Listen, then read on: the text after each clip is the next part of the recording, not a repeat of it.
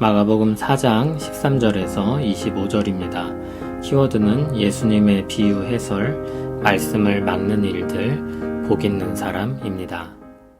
또 이르시되 너희가 이 비유를 알지 못할진대 어떻게 모든 비유를 알겠느냐. 뿌리는 자는 말씀을 뿌리는 것이라. 말씀이 길가에 뿌려졌다는 것은 이들을 가리킴이니 곧 말씀을 들었을 때 사탄이 즉시 와서 그들에게 뿌려진 말씀을 빼앗는 것이요. 또 이와 같이 돌밭에 뿌려졌다는 것은 이들을 가리킴이니 곧 말씀을 들을 때 즉시 기쁨으로 받으나 그 속에 뿌리가 없어 잠깐 견디다가 말씀으로 인하여 환난이나 박해가 일어나는 때에는 곧 넘어지는 자요. 또 어떤 이는 가시떨기에 뿌려진 자니 이들은 말씀을 듣기는 하되 세상의 염려와 재물의 유혹과 기타 욕심이 들어와 말씀을 막아 결실하지 못하게 되는 자요. 좋은 땅에 뿌려졌다는 것은 곧 말씀을 듣고 받아 30배나 60배나 100배의 결실을 하는 자니라. 또 그들에게 이르시되 사람이 등불을 가져오는 것은 말 아래에나 평상 아래에 두려움이냐 등경 위에 두려움이 아니냐. 드러내려 하지 않고는 숨긴 것이 없고 나타내려 하지 않고는 감추인 것이 없느니라. 들을 귀 있는 자는 들으라. 또 이르시되 너희가 무엇을 듣는가 스스로 삼가라. 너희의 헤아리는 그 헤아림으로 너희가 헤아림을 받을 것이며 더 받으리니 있는 자는 받을 것이요 없는 자는 그 있는 것까지도 빼앗기리라. 아멘. 씨 뿌리는 비유에 대한 예수님의 설명입니다. 예수님은 이 비유를 알지 못하면 다른 비유를 알 수 없다고 말씀하십니다. 들을 귀가 없으면 다른 비유 역시 듣지 못할 것입니다. 하나님 나라의 비밀을 아는 것이 허락되지 않으면 그 나라에 대한 다른 가르침도 그 의미를 알 수 없을 것입니다. 그리고 14절부터 비유를 하나하나 풀어주십니다. 뿌리는 자는 말씀을 뿌리는 것이라고 했습니다. 그러므로 씨는 말씀입니다. 그리고 말씀이 뿌려진 곳은 말씀을 듣는 사람들의 마음입니다. 말씀이 길가에 뿌려졌다는 것은 말씀을 들을 때 사탄이 즉시 와서 뿌려진 말씀을 빼앗기는 사람을 가리킵니다. 돌밭에 뿌려졌다는 것은 말씀을 들을 때 즉시 기쁨으로 받지만 뿌리가 없어 환난이나 박해가 일어나면 곧 넘어지는 사람을 가리킵니다. 가시떨기에 뿌려진 것은 세상 염려, 재물의 유혹, 기타 욕심으로 결실을 못하는 사람을 가리킵니다. 좋은 땅에 뿌려졌다는 것은 말씀을 듣고 받아 많은 결실을 하는 사람을 가리킵니다. 예수님은 이렇게 말씀을 풀어주시고 나서 이 말씀들은 하나님 나라의 비밀을 드러내려는 것이라고 하셨습니다. 등불을 가져오는 사람을 빗대어 말씀하셨습니다. 등불은 감추기 위해서 가져오는 것이 아니라 등경 위에 두고 밝히기 위해서 가져오는 것입니다. 다시 말해 등불을 가져오는 목적은 밝히 드러내기 위한 것입니다. 그리고 예수님은 다시 들을 귀 있는 자는 들으라고 말씀하십니다.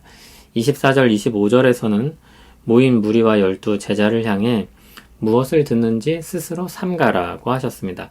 주의해서 들으라는 말씀입니다. 말씀을 어떻게 듣는지에 따라 받기도 하고 빼앗기기도 할 것이기 때문입니다. 말씀을 받아 많은 결실을 하는 사람은 더 받게 될 것입니다. 그러나 말씀을 받아들이지 않는 사람은 지금 가졌다고 생각되는 것도 다 빼앗길 것입니다. 마지막에 아무것도 갖지 못하게 되는 것입니다. 결국 아무 결실이 없는 것입니다. 그와 같이 극단적인 결과를 초래하는 것이 무엇이겠습니까? 하나님 나라 복음입니다. 복음을 듣고 믿음으로 받은 사람은 받은 은혜에 더 많은 은혜를 받게 될 것입니다. 그러나 복음을 듣고도 받아들이지 않은 사람은 결국 아무것도 소유하지 못할 것입니다. 우리는 이 본문을 통해서 말씀을 받는 것 혹은 복음을 듣는 모습을 보게 됩니다.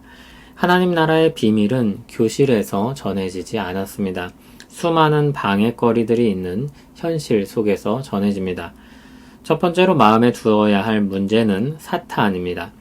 하나님의 말씀이 전해질 때 사탄의 방해가 있습니다. 다른 말로 영적 전쟁이 있는 것입니다. 두 번째로 피상적인 믿음으로는 충분하지 않습니다. 호기심을 해소하거나 불안감을 해소하기 위해 잠시 믿는 척 하는 것으로 충분하지 않습니다. 뿌리 없는 식물이 오래가지 못하듯이 그와 같은 믿음은 생명이 없는 것입니다.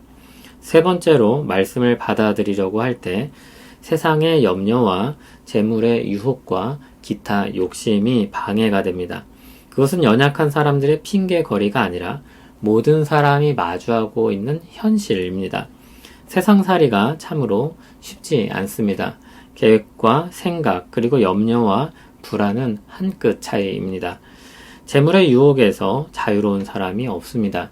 재물은 우리 현실을 윤택하게 하기도 하고 비참하게 하기도 합니다. 그래서 그것이 주는 유혹은 참 대단한 것입니다. 그 외에 기타 욕심들도 많습니다. 이것은 우리 안의 문제이기도 하고 우리와 같은 사람들이 사는 세상의 문제이기도 합니다. 그러나 하나님의 은혜 가운데 말씀을 듣고 결실하는 사람이 있습니다. 그들은 모두 풍성한 결실을 맺습니다. 그 결실들이 그런데 어떤 상황에서 주어진다고 했습니까? 영적 전쟁 속에서 주어집니다.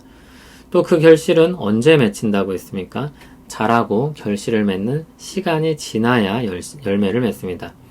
방해가 있고 긴 시간이 필요합니다. 그럼에도 말씀을 듣고 믿음으로 받은 사람들은 결실을 맺습니다. 그것이 신자의 복입니다. 주님은 신자들에게 어려움이 없고 모든 것이 순탄할 것이라고 말씀하지 않으셨습니다. 오히려 주님을 위해 주님을 따라 살다가 보면 핍박을 당하기도 할 것인데 그럼에도 복이 있다고 선언하셨습니다. 그들에게 주실 상이 크다고 말씀하셨습니다.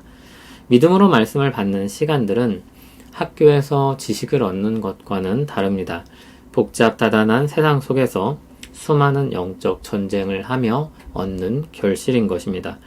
우리에겐 오래 참는 인내의 시간이 있어야 합니다. 또 영적 전쟁을 이기는 믿음의 싸움이 있어야 합니다. 시련과 박해, 수고와 기다림 끝에 얻는 결실인 것입니다. 설교나 글은 정리된 내용이기 때문에 단순합니다. 그러나 막상 믿음으로 그 말씀들을 받고 세상으로 들어가면 생각했던 것과 다를 때가 많습니다. 차근차근 순서대로 설명하고 듣고 읽은 것들과 펼쳐지는 현실의 양상은 다릅니다. 뒤죽박죽입니다. 생각만큼 간단하거나 쉽지도 않습니다. 더 괴롭고 고통스러우며 더 길게 느껴지기도 합니다. 그러나 복 있는 사람들은 그 시간들을 다 통과할 것입니다. 그리고 끊임없이 은혜의 공급을 받아 결국 결실을 맺습니다. 먼저 맺혀서 원기를 회복하게 하는 열매도 있을 것입니다.